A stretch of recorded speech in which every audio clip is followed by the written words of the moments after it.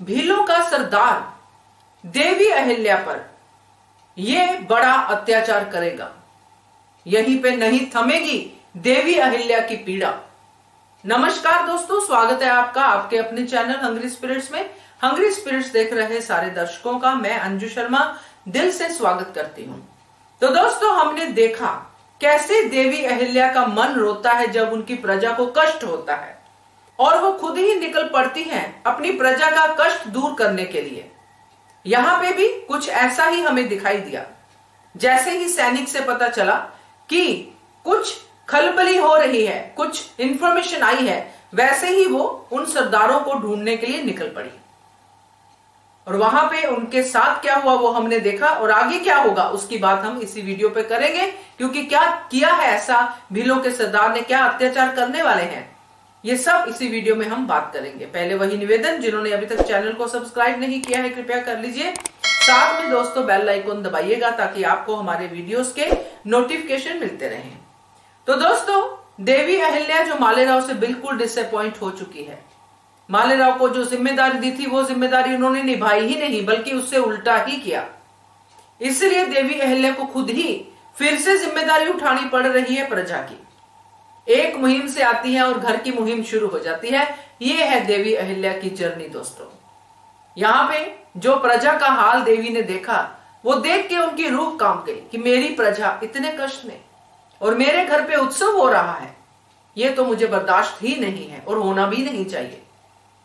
तो दोस्तों, इसी के बीच में हम देखते हैं देवी अहिल्या भीलों के लिए निकल पड़ती है, क्योंकि उनको पता चलता है कि ये कुछ आसपास ही है, उनकी इंफॉर्मेशन आई है, उनको पकड़ने की मुहिम शुरू कर देती है।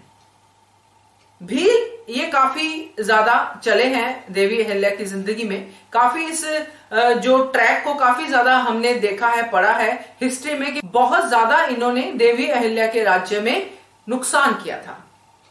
तो दोस्तों, अब ये जब ट्रैक शुरू हुआ है और अब हमें पता चलेगा देवी अहिल्या ने कैसे इन भीलों को अपने कब्जे में लिया। मगर इतना आसान थोड़ी था इनको कब्जे में लेना। जिस तरह उनके सरदार को हमने देखा है कितना चालाक है, कैसे उसने इस बात को भी गर्व से महसूस किया कि मेरे लिए देवी अहिल्या परेशान है, रानी परेशान है, भाई मैं इतना बड़ा हो गया हूं।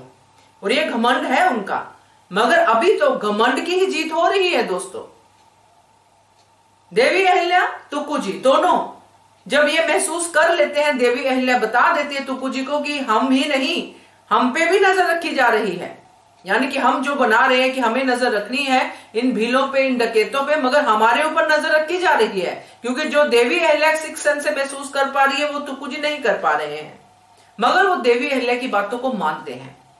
इसलिए जब वो पीछा करते करते, ढूंढते ढूंढते उस जगह पहुंचते हैं जहां पे भीलों के होने की आशंका है, तो वहीं पे तुक्कू-जी कहते हैं कि आगे नहीं बढ़ना है, सैनिक चाहिए। तो वो सैनिक लेने जाते हैं, मगर देवी अहिल्या वहीं पे खड़ी है।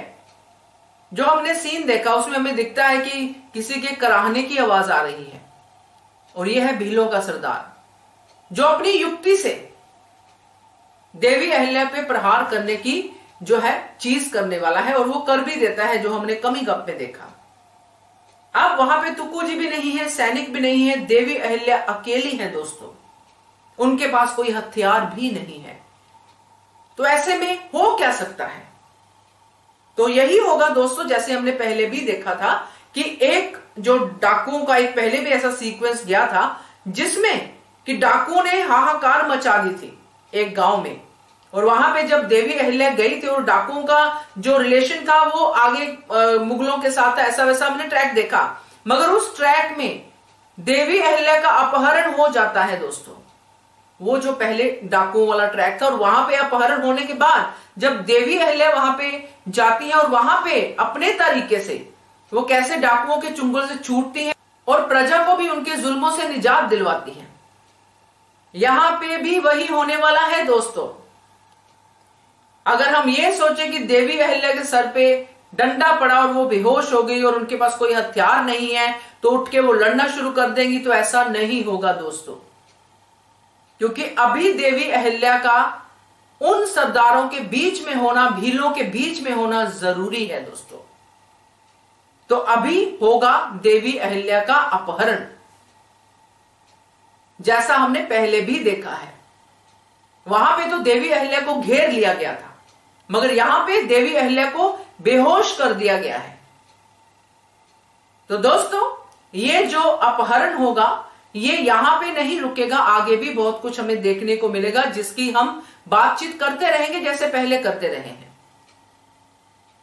मगर उस अपहरण के दौरान देवी अहिल्या पे जो भीलों का सरदार जुल्म करेगा, उनको मजबूर करने के लिए कि भीलों के लिए वो फैसिलिटीज प्रोवाइड करें या जो भी शर्तें रखें, वो आगे देखने को मिलेगा। मगर उन शर्तों को पूरा करने के लिए जो देवी अहिल्या को मजबूर करेगा, उसमें भी बहुत सारी चीजें होंगी दोस्तों। अब मजा यह है देखने का कि मालेराव इस पूरे में कैसी भूमिका निभाते हैं। अपनी आई के लिए क्या उनके मन में थोड़ा भी प्रेम जागता है? आई दुश्मनों के चुंगल में है, क्या थोड़ा भी प्रेम आता है मालेराव को? ये देखना दिलचस्प होगा दोस्तों।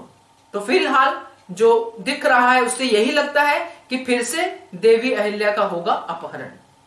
क्या कहते हो आप? कमेंट करके बताइए। देखते रहिए channel hungry spirits. Thank you so much. Subscribe to our channel by clicking the subscribe button. Click the bell button and enjoy the latest uploads from our channel.